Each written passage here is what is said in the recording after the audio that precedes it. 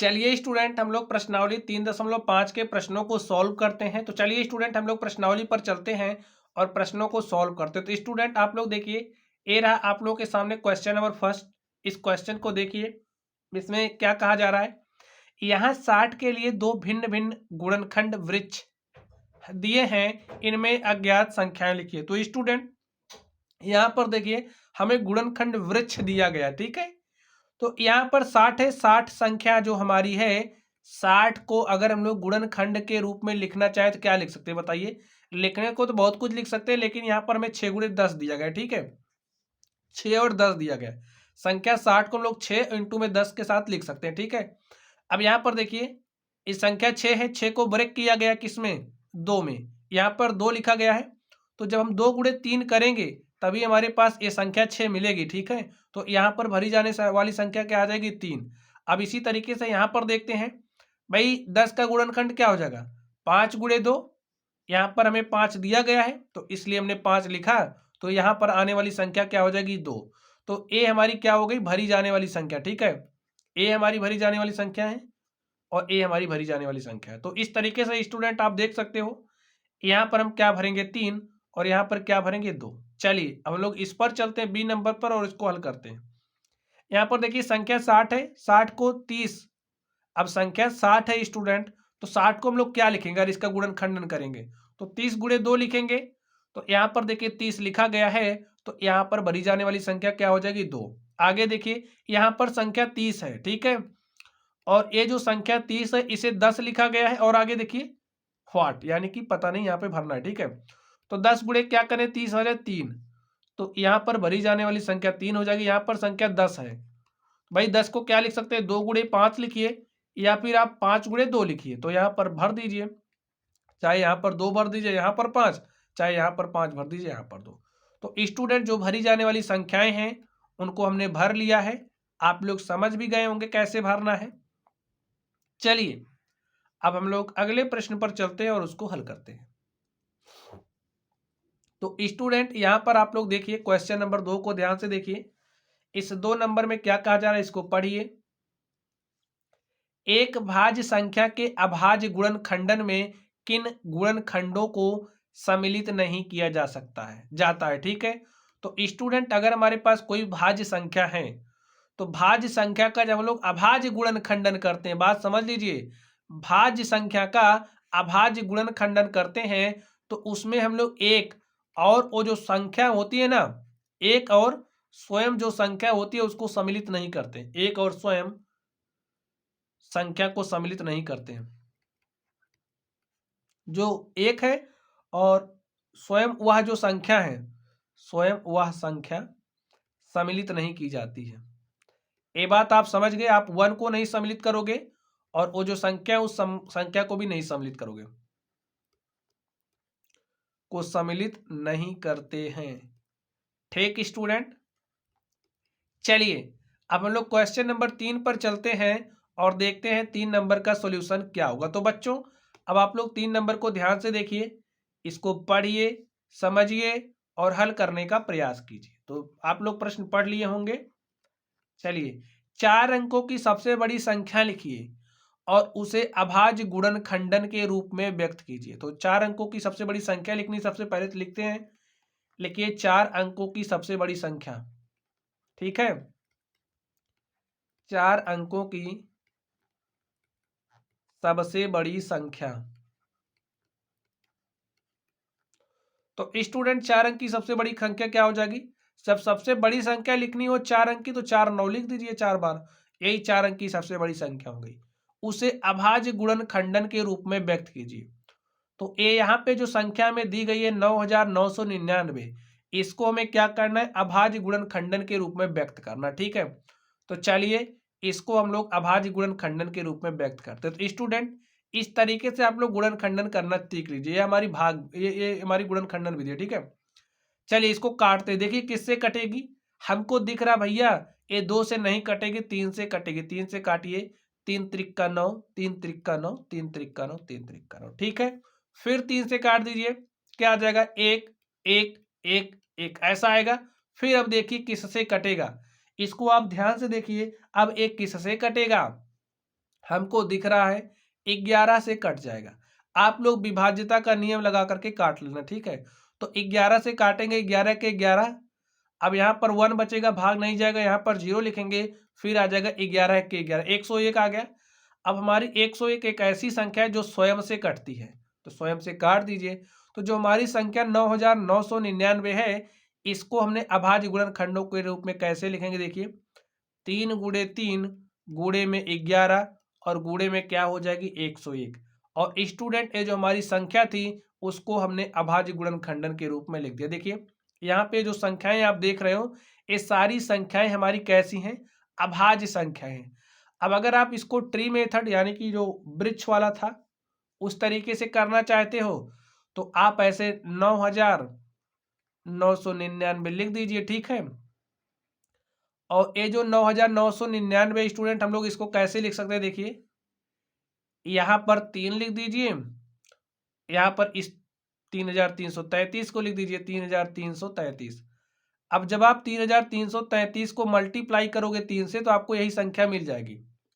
और यहाँ पर देखिए ये जो संख्या हमारी 3333 है, भाई ये तो अभाज्य मिल गया हमें, लेकिन अभी इसको अभाज्य बनाना पड़ेगा। तो इसको अभाज्य बनाने के लिए क्या करेंगे, देखिए अब इस संख्या को हम लोग लिख सकते हैं 3 गुणे 1111, ऐसा लिख सकते हैं बच्चों। अब यहाँ पर फिर हमें अभाज्य संख्या मिल गई, तो अब इसे अभाज्य के रूप में करना है, करिए। तो देखिए क्या हो जाएगा, इसको क्या लिख सकते हैं, देखिए अगर हम इसको लिखना चाहे तो लिख सकते हैं 11 और गुणे में क्या लिख सकते हैं स्टूडेंट 101। तो यहाँ पर अब आप देख सकते हैं ये जो हमारी संख्या थी इसको हमने अभाज्य गुणनखंडन के रूप में लिख दिया है। तो यही हमारा क्या हो गया स्टूडेंट, आंसर हो गया। ठीक बच्चों, चलिए अब हम लोग हमें यही करना था स्टूडेंट और इसको हमने सॉल्व कर लिया, ठीक है। चलिए हम लोग अगले प्रश्न पर चलते हैं और देखते हैं हमारा अगला प्रश्न क्या है। तो स्टूडेंट अब आप लोग इस क्वेश्चन नंबर 4 को ध्यान से देखिए, इसमें क्या कहा जा रहा है, 5 अंकों की सबसे छोटी संख्या लिखिए और उसे अभाज्य गुणनखंडन के रूप में व्यक्त कीजिए। तो चलिए हम लोग 5 अंक की सबसे छोटी संख्या लिखते हैं। लिखिए 5 अंकों की सबसे छोटी संख्या। अब स्टूडेंट आप बताइए 5 अंक की सबसे छोटी संख्या क्या होती है। चलिए 1 लिखिए, 4 जीरो ऐसे लगा दीजिए। ये हमारी देखिए कितने अंक है, 5 अंक। तो 5 अंक की अगर सबसे छोटी संख्या की बात करें तो हमारी क्या होती है, यही संख्या होती है, इकाई, दहाई, सैकड़ा, हजार, 10,000 होती है, ठीक है। अब हमें इसको क्या करना है, इसे अभाज्य गुणनखंडन के रूप में व्यक्त करना है। तो चलिए अभाज्य गुणनखंडन के रूप में व्यक्त करना है तो सबसे पहले आप इसका गुणनखंडन कर लीजिए। ऐसे काटिए, इसको काटते हैं, 2 पंचे 10, 2 शून्य शून्य, 2 शून्य शून्य, 2 शून्य शून्य, ठीक है। फिर काटिए, 2 दूनी 4, 1 5, ये हो गया कितना 10, 2 पंचे 10, 2 शून्य शून्य, 2 शून्य शून्य। इस तरीके से आप लोग काटना सीख लीजिए। 2 1 के 2 इसमें भाग देते हैं तो 2 दूनी 4 2 बार जाएगा, तो यहाँ पर जितनी बार जाता है उसको लिखते हैं, जो शेष बचा उसको इस संख्या के आगे लगा देंगे तो हो जाएगा 0, हमारा 10 बन जाएगा। तो 2 पंचे 10, 2 शून्य शून्य, फिर 2 से काटिए, 2 छंग 12। अब देखिए 5 है तो 2 दूनी 4, 1 5, ये हो गया 10, 2 पंचे 10। अब किससे कटेगा, 5 से, तो 5 से काट दीजिए आप, देखिए क्या आ जाएगा, 5 से काटेंगे 5 के 5, 1 6, हो गया 12, 5 दूनी 10, 2 12, ये हो गया 25, 5 25 25। अब किससे कटेगा आप बताइए, 5 से कटेगा, 5 से काटेंगे तो 25 आ जाएगा, ठीक है। देखिए भाई काटेंगे 5 से तो 5 दूनी 10, 2 12, 5 25 25, फिर 5 से काटेंगे तो क्या आ जाएगा 5, फिर 5 से काटेंगे, अब आ गया 1। ठीक स्टूडेंट, चलिए आगे देखते हैं हम लोग। यहां पर ध्यान से देखिए, उसे अभाज्य गुणनखंडन के रूप में व्यक्त कीजिए। चलिए स्टूडेंट, और इसको हम लोग हल करते हैं। ध्यान से देखिए, अब जो हमारी संख्या 10,000 है इसको अभाज्य गुणनखंडन के रूप में कैसे लिख सकते हैं, देखिए 2 गुणे 2 गुणे 2 गुणे 2 ऐसे लिख दीजिए। 2 दूनी 4, दूनी 8, दूनी 16, कितना 2 है, 4 बार 2 है 16, पंचे 80, पंचे 400, पंचे 2000, 2000 पंचे कितना हो जाएगा 10,000।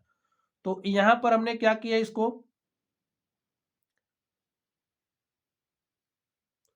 तो देखिए स्टूडेंट इसको हमने अभाज्य गुणनखंडों के रूप में लिख दिया है। अगर आप लोग इसे ट्री वाला बनाना चाहते हो तो आप ऐसे ट्री वाला बना लीजिए। तो यहां पर आप क्या लिखोगे, संख्या लिख दीजिए, ठीक है। तो संख्या 10,000। अब देखिए इसको कैसे लिख सकते हैं आप बताइए भाई, इसको हम कैसे लिख सकते हैं आप बताइए। इसको चलिए हम लिख सकते हैं 1250, थोड़ा छोटा करके लिखे, चलिए एक ब्रैकेट में लिख देते हैं 2,500, ठीक है। यहाँ पर लिखते हैं 2,500। जब हम 2,500 को किससे मल्टीप्लाई करेंगे, 4 से, तो हमारे पास 10,000 आ जाएगा। भाई 2,500 को 4 से मल्टीप्लाई करोगे 10,000 आ जाएगा, ठीक है। या फिर और छोटा ट्री बनाना चाहते हो तो यहाँ पर 1250 लिख के इसको 8 लिख सकते हैं। चलिए अब इस 4 को आप ब्रेक कर दीजिए, क्या लिख सकते हैं 2, और यहाँ पर क्या लिख सकते हैं 2। स्टूडेंट हमारा टारगेट क्या होता है, इसे अभाज्य गुणनखंडों के रूप में ब्रेक कर देना, ठीक है। यहाँ पर 2500 को क्या लिख सकते हैं, देखिए 2500 को अगर हम लोग लिखना चाहें तो क्या लिख सकते हैं, यहाँ पर लिख सकते हैं 4 गुणे में, और यहाँ पर लिख सकते हैं 625, ठीक है। भाई देख लीजिए, 4 छंग 24 मल्टीप्लाई के 4 पंचे 20 के शून्य हासिल 2, 4 दूनी 8, 2 10 के शून्य हासिल 1, 4 छंग 24, 1 2500, यही आएगा ना। चलिए आगे देखिए, अब इस 4 को क्या लिख सकते हैं, फिर से हम लोग 2 गुणे 2 लिख सकते हैं, यानी कि यहाँ पर 2 और यहाँ पर 2 लिख सकते हैं। अब बताइए इस 625 को हम कैसे लिखें, तो 625 को हम लोग 125 गुणे 5 लिख सकते हैं ना। तो यहाँ पर 125 आप 5 लिख दीजिए। अब इस 125 को कैसे लिख सकते हैं बताइए, 125 को हम लोग 25 पंचे 125, यानी कि यहाँ पर 5 और यहाँ पर 25 लिख सकते हैं, और इस 25 को क्या लिख सकते हैं 5, और यहाँ पर 5। तो इस तरीके से स्टूडेंट आप लोग इसको जो वृक्ष मेथड है उस तरीके से लिख सकते हैं, ठीक है।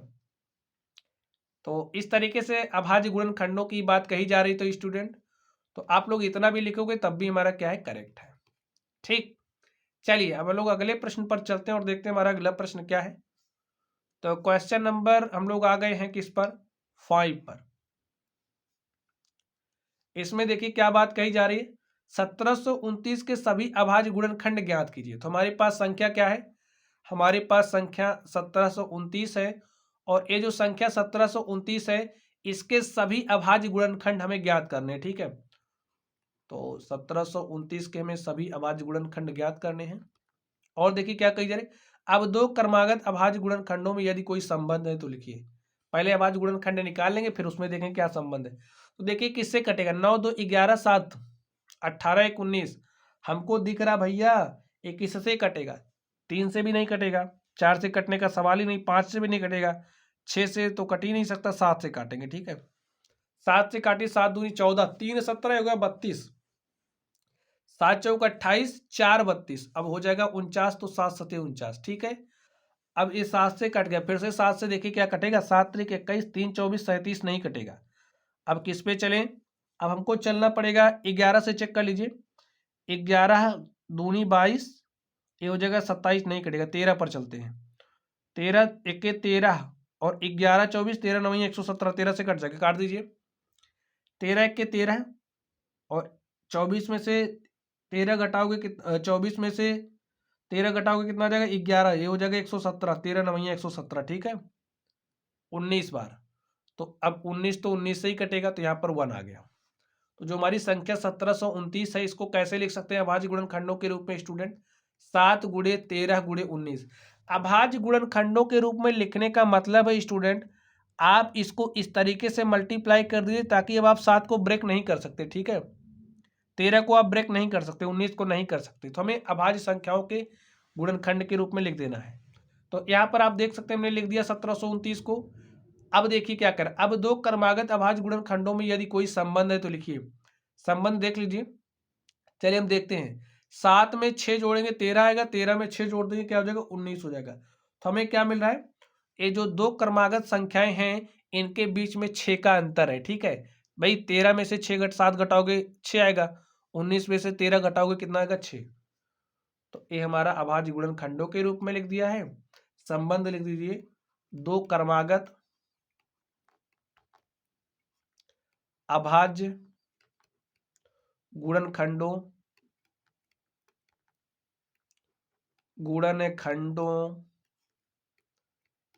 का अंतर 6 है। कितना है? 6 है।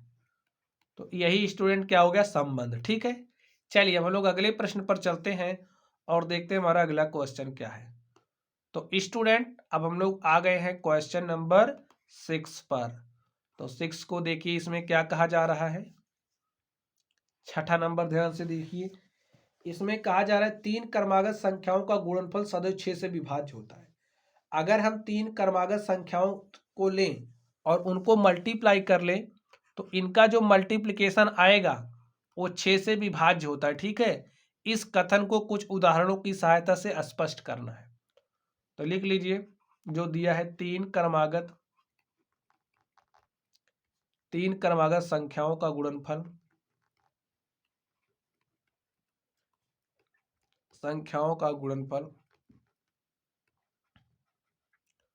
गुणनफल 6 से सदैव 6 से विभाज्य होता है। सदैव 6 से विभाज्य होता है।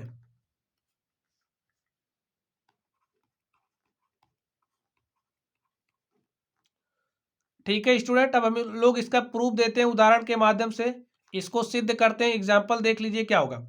तीन क्रमागत संख्याओं की बात की जा रही है। ठीक है, अगर हम पहली संख्या 2 लिख रहे हैं तो 2 की क्रमागत संख्या क्या हो जाएगी? 3, और उसके बाद क्या हो जाएगी? 4। ठीक है, तो ये हमने क्रमागत संख्याएं लिख ली। आप 1 2 3 भी लिख सकते हो। तो हमने 2 3 4 लिखा, हमें तीन ही संख्या लेनी है, हमने 3 संख्या ले ली। ठीक है, अब इनका गुणा करते हैं। लिखिए तीनों संख्याओं का गुणनफल, तीनों संख्याओं का गुणनफल 6 से विभाज्य होता है, ऐसी बात कही जा रही है। तो तीनों संख्याओं को हम गुणा कर लेते हैं। क्या हो जाएगा? 2 गुणे 3 गुणे 4। ठीक है, तो मल्टीप्लाई करिए, 2 3 6 चौक 24। अब आप बताइए क्या संख्या 24 6 से विभाज्य है? लिखिए 24 को 6 से भाग देने पर, आप 24 को 6 से भाग दीजिए, काट दीजिए 6 के 6 6 चौक 24। तो 24 तो विभाज्य हो गई स्टूडेंट। चलिए अब हम लोग एक दूसरा उदाहरण लेते हैं। हमने कोई दूसरी संख्या ले ली, कुछ उदाहरण लेने, हम 2 3 उदाहरण ले लेते हैं। ठीक है, चलिए हमने कोई दूसरी संख्या ले ली। चलिए हम ले रहे हैं 5, हमने संख्या ले ली 6, 5 के बाद 6 7, क्रमागत तीनों संख्याएं हो गई। इनका गुणनफल देख लेते हैं क्या होता है। तो 5 गुणे 6 कर लीजिए, 6 गुणे 7 कर लीजिए। 5 6 30 सत्ते कितना हो जाएगा? 30 को 7 से मल्टीप्लाई करोगे 210। अब 210 को हम लोग 6 से काट करके देख लेते हैं। लिखिए 210 को 6 से भाग देने पर, ठीक है, हम ऐसे लिख दे रहे हैं। अब बार बार लिखेंगे तो लैंग्वेज ज़्यादा हो जाएगा। 6 से काटिए, देखिए क्या आ जाएगा। 6 से काटते हैं तो 6 3 18, 3 21 हो गया 30, 6 पंचे 30, तो कट गया भाई पूरा पूरा। तो यहां से अब आप लिख ही दीजिए। ठीक है, इसलिए जो कथन दिया गया है,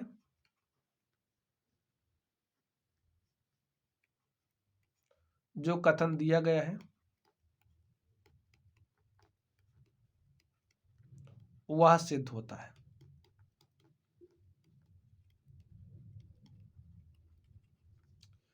इन उदाहरणों से जो कथन हमें दिया गया वो सिद्ध होता है। ठीक है स्टूडेंट, ऐसा लिख दीजिए।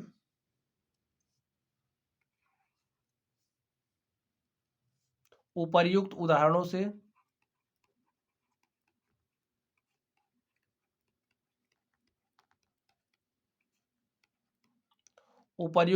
से जो कथन दिया गया वह सिद्ध होता है।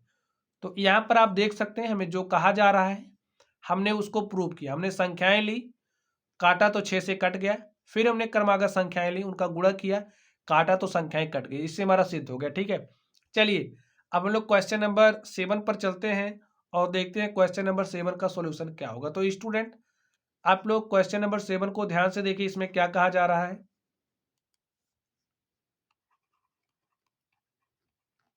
दो क्रमागत विषम संख्याओं का योग, यहाँ पर विषय लिखा गया है, विषय नहीं विषम होगा, ठीक है। दो क्रमागत विषम संख्याओं का योग 4 से विभाज्य होता है।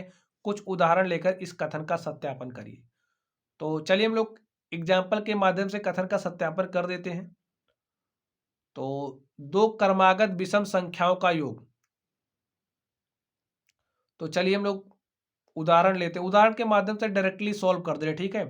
तो स्टूडेंट दो क्रमागत विषम संख्याओं की बात की जा रही है, तो हम लिख लेते हैं दो क्रमागत विषम संख्याएं, लिख लेते हैं दो क्रमागत विषम संख्याएं,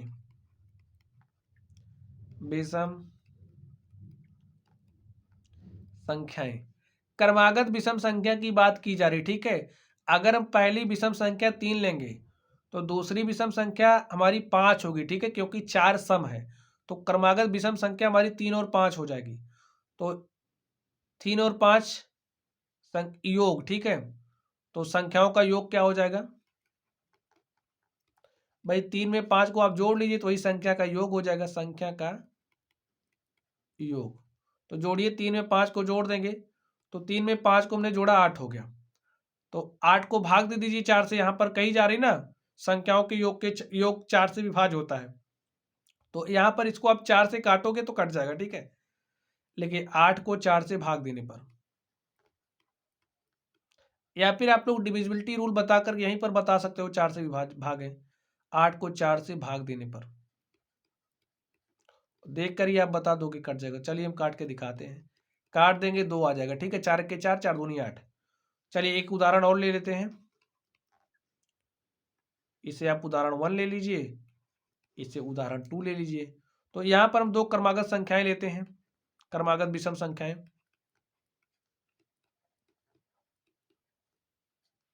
विषम संख्याएं, दो क्रमागत विषम संख्याएं। चलिए हम पहली संख्या ले लेते हैं 7 और दूसरी संख्या हम लोग ले लेते हैं 7 के बाद क्या आ जाएगा 9, ठीक है। तो 7 में 9 को जोड़ लीजिए, संख्याओं का योग देख लीजिए क्या हो जाएगा,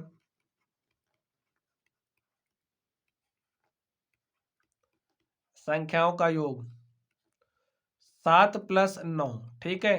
तो 7 9 कितना हो जाएगा 16। अब बताइए क्या 16 4 से विभाज्य है? हाँ, लिख लीजिए 16 को 4 से भाग देने पर, काटिए भैया 16 को 4 से, तो 4 1 4, 4 चौके 16, कट गया ना, तो यहां पर 4 आ गया। लिखिए उपर्युक्त उदाहरण, उदाहरण 1 और 2, 1 और 2 से यह सिद्ध होता है,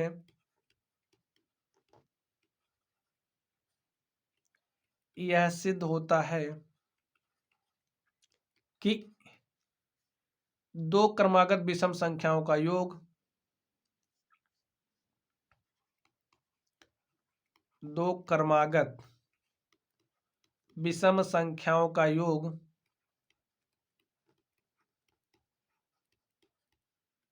विषम संख्याओं का योग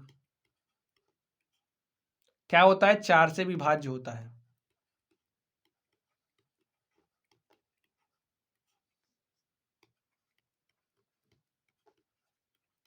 ठीक स्टूडेंट, यहां पर बच्चों आप लोग एक बात समझ लीजिए, क्रमागत का मतलब क्या होता है, क्रमागत का मतलब होता है क्रम से, ठीक है। जैसे अगर हमें कोई संख्या लेनी है, ठीक है, समझिए हमारे पास कोई संख्या ए है और हमें एक ही क्रमागत संख्याएं लेनी है, तो हम क्या करते हैं उसमें 1 जोड़ते जाते हैं, ठीक है। अगर हमारे पास कोई संख्या ए है, इसका क्रमागत संख्याएं लेनी है, तो पहली संख्या ए हो जाएगी, ए में 1 जोड़ देंगे, दूसरी संख्या मिल जाएगी, ए में फिर 2 को जोड़ेंगे, देखिए यहाँ पर हमने 1 जोड़ा तो अगली मिलेगी, 2 जोड़ेंगे अगली मिलेगी, फिर या फिर आप इसमें जोड़ोगे 1 ए मिल जाएगी, इसमें 1 जोड़ोगे ए मिल जाएगी। तो ऐसे हम लोग क्रमागत संख्याएं लेते हैं, ठीक है। और जब विषम संख्या की बात होती है तो पहली संख्या, जैसे अगर हमारे पास कोई संख्या दी गई, यहाँ पे आपने देखा पहली संख्या अगर हमारे पास ए है तो, और विषम संख्या है, ठीक है, जैसे हमने पहली विषम संख्या हमारी ए हो गई, तो इस ए में 2 जोड़ेंगे तब हमें अगली विषम संख्या मिलेगी, ठीक है। अगर ये हमारी पहली विषम संख्या है तो इसमें जब हम 2 जोड़ेंगे तभी हमें अगली विषम संख्या मिलेगी, यहां से आप देख सकते हैं। अगर हमने पहली विषम संख्या 1 ले ली तो दूसरी क्या होगी, जब 1 में 2 जोड़ेंगे तो हमें 3 मिलेगा, फिर 3 में 2 जोड़ेंगे तो हमें अगली विषम संख्या मिलेगी। यहाँ से आप देख सकते हैं, ठीक है। चलिए, मानने वाली बात आपको ऐसे पता होनी चाहिए। चलिए अब हम लोग अगले नंबर पर चलते हैं और देखते हैं हमारा अगला क्वेश्चन क्या है। तो बच्चों अब आप लोग क्वेश्चन नंबर किसको देखोगे, क्वेश्चन नंबर आपको देखना है 7 को। कि 7 कर चुके, आप लोग 7 नंबर कर चुके। चलिए हम लोग 8 नंबर पर चलते हैं। तो आप लोग 8 नंबर को ध्यान से देखिए, इसमें क्या कहा जा रहा है, निम्न में से किन व्यंजकों में अभाज्य गुणनखंड किए गए हैं।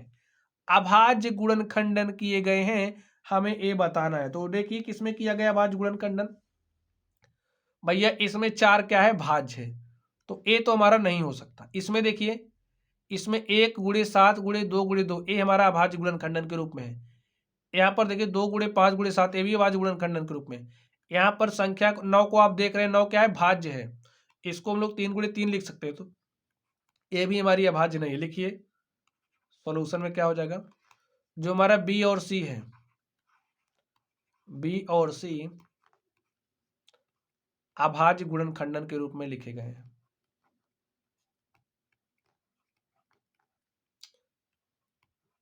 अभाज्य गुणनखंडन के रूप में लिखे गए हैं। ठीक है स्टूडेंट, और यही हमें बताना है। ठीक है, चलिए हम लोग अगले प्रश्न पर चलते हैं।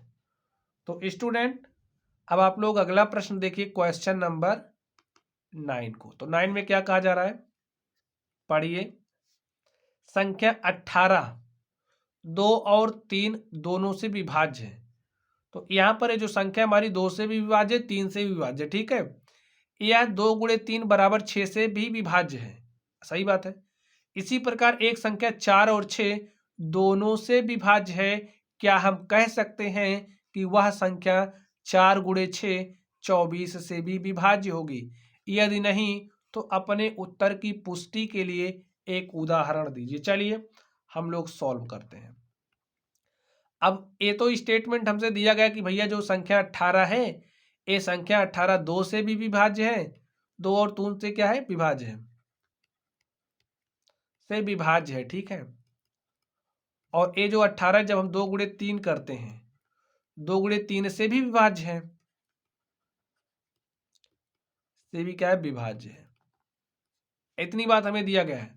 और इसी तरीके से एक प्रश्न पूछा गया, क्या, एक संख्या 4 और 6 दोनों से विभाज्य है। क्या हम कह सकते हैं कि वह 4 गुणे 6 बराबर 24 से विभाज्य होगी। तो आंसर में क्या लिखेंगे, नहीं कह सकते।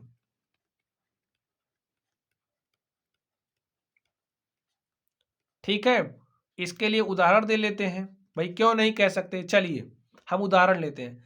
हमने एक संख्या के रूप में लिया क्या, हमने एक संख्या के रूप में लिया 12 को, ठीक है। और ये जो संख्या 12 है, लिखिए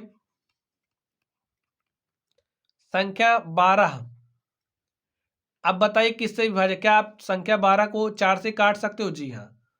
लिखिए संख्या 12 4 से विभाज्य है, 4 से विभाज्य है। और देखिए, और अगर हम लोग 6 को ले, देखिए 4 और 6 की बात कही जा रही है, तो संख्या 12 4 से विभाज्य है। चलिए लिख दीजिए संख्या 12 6 से भी विभाज्य है, 6 से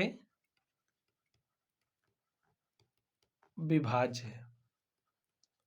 लेकिन अब लिखिए, लेकिन संख्या 12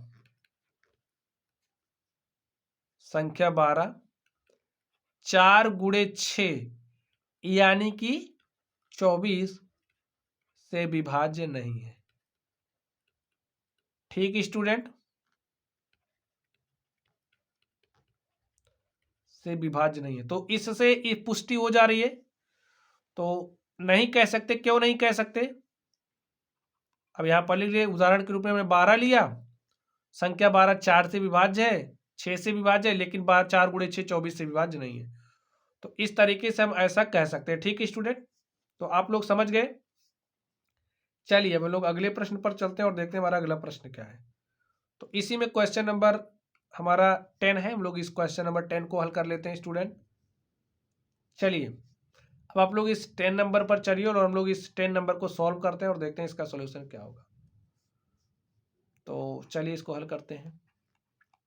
मैं चार भिन्न भिन्न अभाज्य गुणनखंडों, चार भिन्न भिन्न अभाज्य गुणनखंडों वाली सबसे छोटी संख्या हूं। क्या आप मुझे बता सकते हैं? तो स्टूडेंट चार भिन्न भिन्न अभाज्य गुणनखंडों वाले सबसे छोटी संख्या की बात की जा रही है। तो हमें सबसे छोटी संख्या निकालने के लिए चार सबसे छोटी अभाज्य संख्या को लिखना पड़ेगा। तो अगर हम लोग पहली सबसे छोटी अभाज्य संख्या की बात करें तो क्या है? 2 है। दूसरी अभाज्य संख्या की बात करें 3 है। और तीसरी सबसे छोटी अभाज्य संख्या की बात करें तो 5 है। और चौथी सबसे छोटी अभाज्य संख्या की बात करें वो क्या है? 7 है। ठीक है, तो गुणनखंडों वाली संख्या है तो लिख दीजिए संख्या क्या हो जाएगी? संख्या किसके बराबर हो जाएगी? 2 गुणे 3 गुणे 5 गुणे 7। क्यों ऐसा ले रहे हैं? क्योंकि सबसे छोटी जब हम अभाज्य संख्याओं को लेंगे तभी हमें मिलेगी भैया वो संख्या। तो सबसे छोटी 2 है, उससे बड़ी 3 है, उससे बड़ी 5 है, उससे बड़ी 7 है। तो चारों हमारी सबसे छोटी अभाज्य संख्याएं हैं। ठीक है, तो इनको मल्टीप्लाई कर देते हैं। 2 3 6 पंचे 30 और 30 गुणे 7 करेंगे आ जाएगा 210। तो वो जो संख्या है क्या है? 210 है। लिखिए अतः वह सबसे छोटी संख्या